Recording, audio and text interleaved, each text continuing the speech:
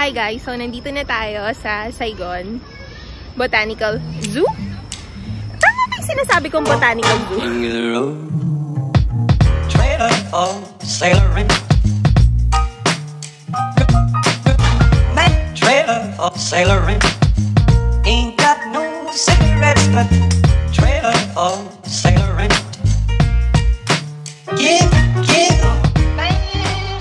Good morning! It's our day 2 here in Ho Chi Minh City and 10 a.m. na. So, nag-breakfast lang kami sa baba and then now we will go and start our day na. So, yung first itinerary namin for today is to visit the Saigon Botanical Zoo. Tama ba? Yeah. So, dun muna kami pupunta, tapos parang paikot. Tsaka namin pupuntahan yung Independence Palace, yung Remnants, yung post office, and everything else. So, let's go start this tour! Are you ready? Yes. Okay. So, mag-grab kami papunta dun sa zoo because ayaw namin maglakad. So, nag-book na ako ng Grab. Let's go. Doon ka doon sumakay sa kabilang side.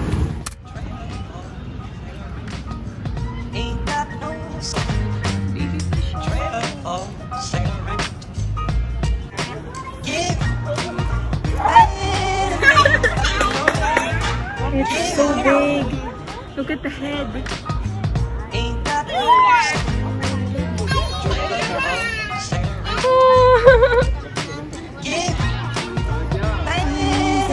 Oh my gosh, first time ko makakita ng giraffe. In person. Wow! Wow! You're so big! Wow! Look at the body. Tingnan niyo yung print.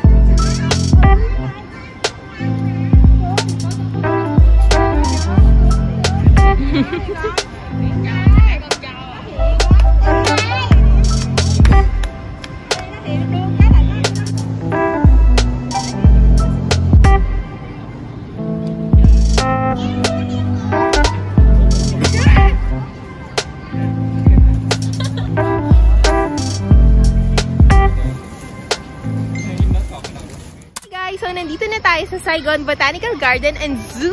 And guess what? Ang una naming nakita dito is the giraffe na sobrang amazing. So, behind me, nandito naman yung rhino. Kaya lang nasa dulo siya. So, hindi na natin hintayin lumapit siya, diba? So, let's go and walk. Naawa talaga ako sa mga ostrich dito. Kasi yung kanina ay napak-apakan lang ng giraffe. Tapos ito parang may sakit. Parang wala masyado pumapansin sa inyo mga big birds. Ha? Ako na lang papansin sa inyo, guys! Hey! Hey! Hello! Hey! Hello! Hey! Oh, so cute! Okay, sige nga, bigyan mo kami ng trivia about the ostrich. Ang ostrich is the fastest animal after the zebra. The cheetah. Oh my God. Fastest running bird. And then, biggest egg. Biggest bird? Ako may trivia ako sa ostrich. I think sila yung parang, predecessor ng mga dinosaurs. Sa tingin mo? Oh, talaga? Mga sa itlog. Wala.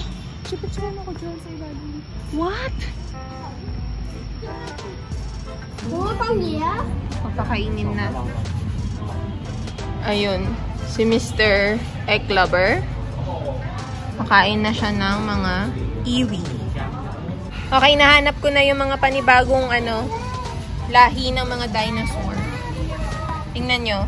Oh, diba? Oh. Why? Tingnan nyo, diba may mga gantong dinosaur? Si Blue? Diba si Blue?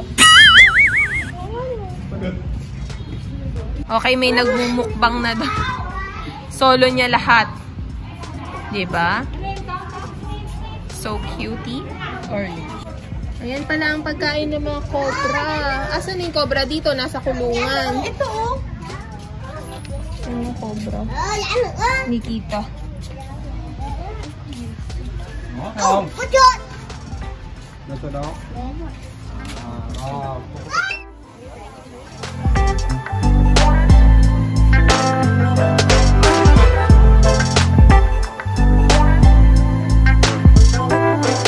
Siya nagsho-show? Di ba? Thank you, no.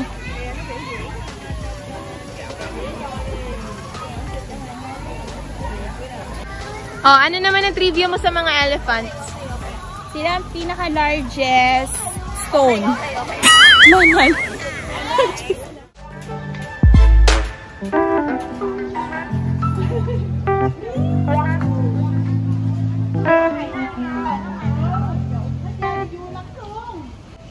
Nasa labas sila ng cage, guys.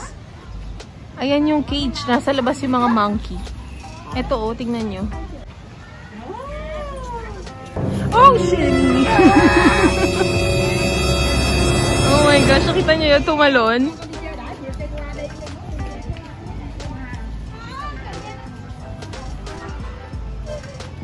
Tingnan nyo.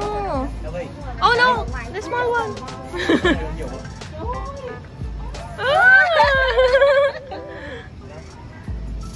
Tingnan nyo, para lang sila mga daga dito. Tingnan nyo to. Ang cute. Ayun na, tumalon. Tingnan nyo to, may maliit. Oh, na-amaze siya sa umbrella. Tingnan nyo to. What? Kasi yan ang umbrella.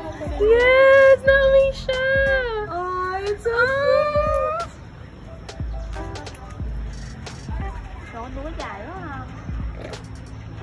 Sabi niyo, what is that? Oh!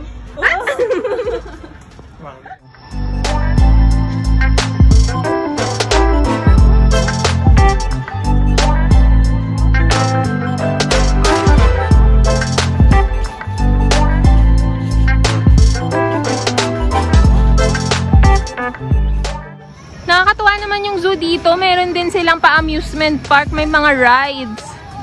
Ito nyo itong Ferris wheel. Tapos may crazy wave doon. Yan. May mga rides. Hindi mainip yung mga bata. Okay, so ito lang talaga yung pinunta namin dito para makita yung mga white tigers. Na, fortunately, tulog. Pero tignan nyo naman. Gusto ko talaga ng gantong pet. So, kung nakikinig ka man at nanonood ng vlog ko, Joey, gusto ko ng gantong pet sa bahay.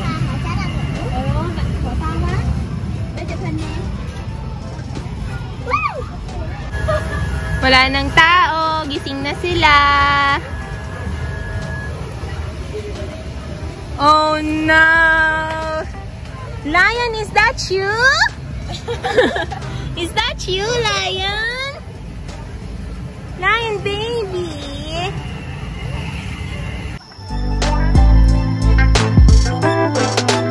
Parang napansin ko mga animals dito, parang mga mahi-heat stroke na. Lahat sila parang, anong term doon, Kat? Hinihingal.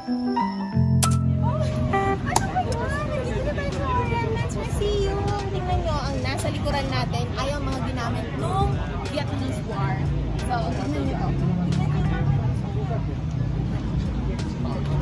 Ganito, may mga ganito tayong laruan sa bahay. Diba? Pero ito, like, totoo. Tingnan nyo nga kung gaano kalaki yan. Yung mga boom, yung mga antaw dyan, canyon. Canyon. This one, tingnan nyo. US Army. Pag sumakay ka sa loob niyan, obvious na ipapadala ka ng gusto mo. Madami pa dito. Yan ang mga collection natin. M41 tank. Okay. Try natin siyang... Ay, hindi natutok-tok. Tingnan nyo. Lapit ka, lapit ka. Wala talaga. Bato. Ang ganda.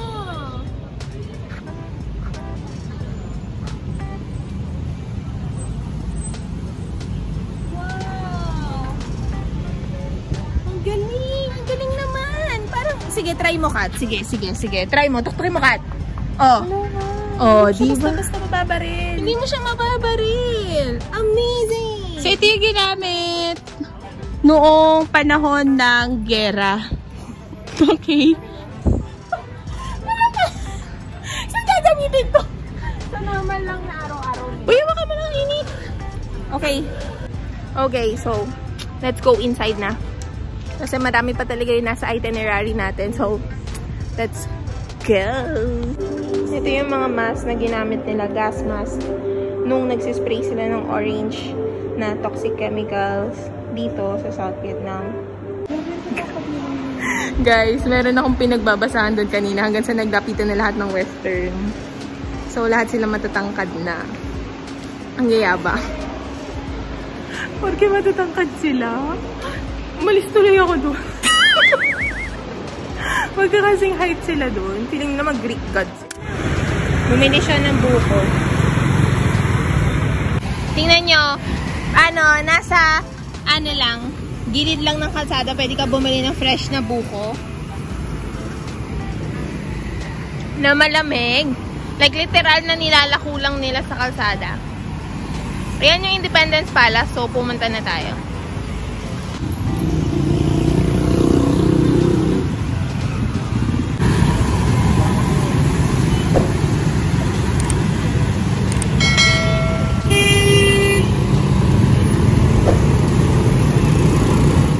Ito yung Independence Palace and hindi na kami papasok sa loob kasi wala naman masyado makikita din dyan.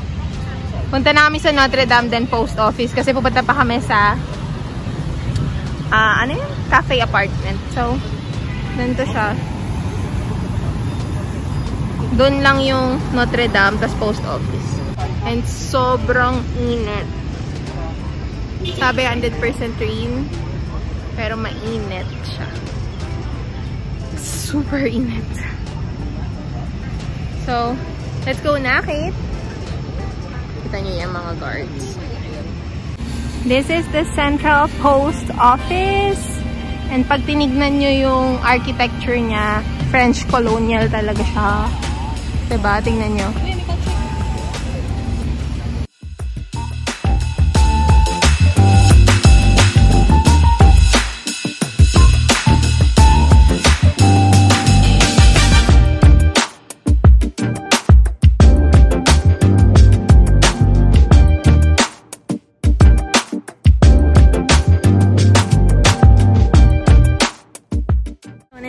Sa loob ng post office and hanggang ngayon operating pa din tong post office na to. So kung meron kang gustong padala ng postcard, pwede ka din bumili dito ng mga souvenirs, madaming souvenir shop. Pero pinakamagandang souvenir dito, bumili ka ng postcard. Pwede naman yung camera. Tuna, hindi pa kami nagla-lunch, pero okay lang kasi nga nag-breakfast kami sa hotel, diba? Hindi naman ako nakatingin sa inyo.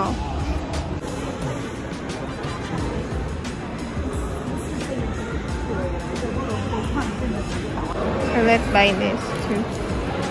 Wala na gusto dito eh. Ayoko yan. Ayoko din ng bentan. So, ito na lang bibilin ko. So, bibili ka lang ng postcard.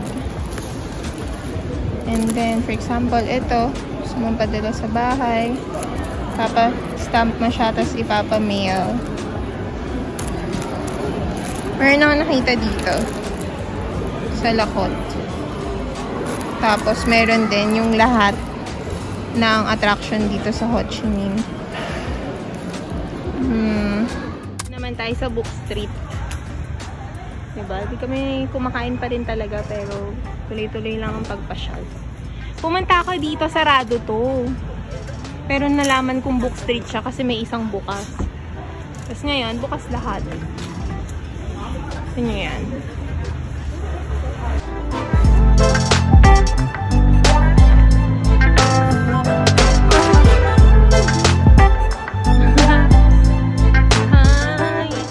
Kami magla-lunch. Lunch na merienda. Let's go. Totoong po daw to, sabi ni Kat. Yan nga natin. Saan dito, Kat? So excited! Talagang restaurant. Tingnan nyo. Madaming condiments. So, yan yung menu. Ito yung pipili natin, yung set tapos nasa hot rock bowl. So, tingnan nyo yung mga drinks nila, oh. Meron dito ang cranberry 3 na 15, 25, 20. May avocado 30, strawberry 30. Kat, meron tayo nakita dito yung dough. Saan na yung dough, Kat? Yun, this one. Kasama siguro sa set yun. So, nandito kami. Sa wakas, makakain na rin kami. Nakita ito ni Kat sa internet kagabi. Pinakita niya sa akin, walang-wala doon sa kinain namin sa Bentan. Wala pa. Wala pa. Tingnan niyo, tingnan. 1, 3. What if we don't like? No? Wag. Ayun yung sasabi. Mag-ingat mo kasi may bayad. 3,000 yung per each. Tingnan niyo, meron pa. Sumasikat, meron pang pa ganun-ganun. Huwag daw itong galawin, may bayad daw. May bean sprout dito, may lime, mayroong mga iba-ibang herbs. Excited. Okay guys, so ito, ayan, white Chinese bread. Ito, be careful kasi may bayad siya. Akala lang natin free kasi nilagay ni ate dyan, pati yung wipes, may bayad yung kaya mag-wipes. Okay? Huwag mong gagalawin yan. Oo. Ngayon, ito, 3 daw to, 3,000 isa. Yes. Sabi ni Kat sa akin, huwag ko daw galawin. Galawin yun, ate. Kasi nagugutom na talaga ako. That is Chinese bread. Why? Para matikman naman natin. Kasi first time natin bumili ng mga ganito. Tapos huwag natin gano'n. Ano ba naman? Oh, sige. Worth it naman yung 15,000 dong siguro. Hindi natin sure. 15,000 dong. So, 3 times 5. Okay. Naka-video ba ako? Tikman natin. Tingnan nyo. This is what? Chinese bread. Chinese bread. Uy! Michelin! Michelin sila! Wow! Nice!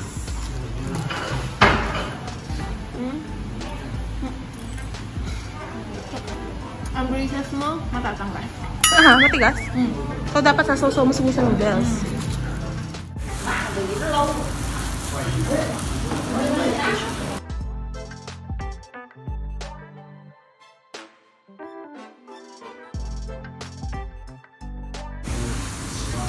Ni-order mo na yung ano? Shea. Anong flavor?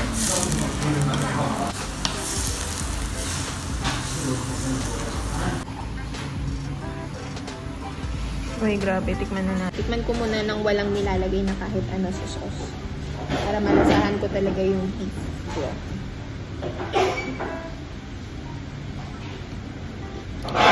Oh my gulay. Oh my gulay.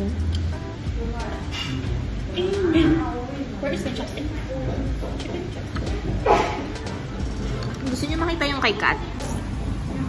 Masarap. Parang hanggang 2 days mo na yan. Masarap. Chili din siya. Pero masarap. May laman nito. Ha? Doon parang medyo naramihan na ako dun. Pero yung ngayon parang kayang kumain ng 3 tao.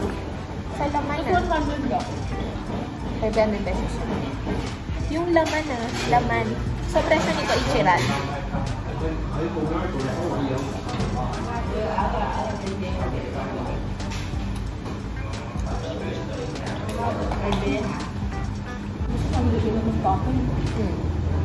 Nanunuot sa sabaw yung pinakuloang luto.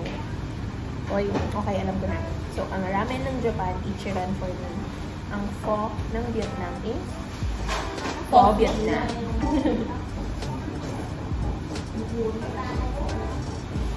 Umiyak ko kasi maghanap ng ba. Tapos ito nakita natin, Michelin. Michelin star pala to, guys.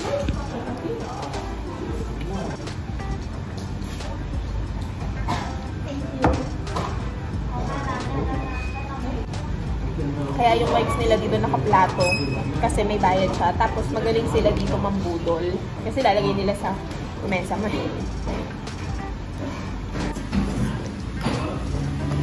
Tama. Diba, Kat?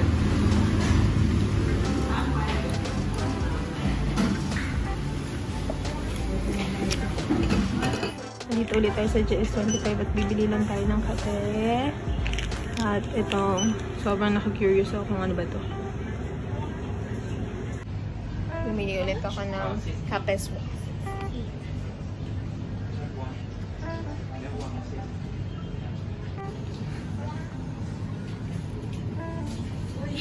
May lumilipad na 5,000.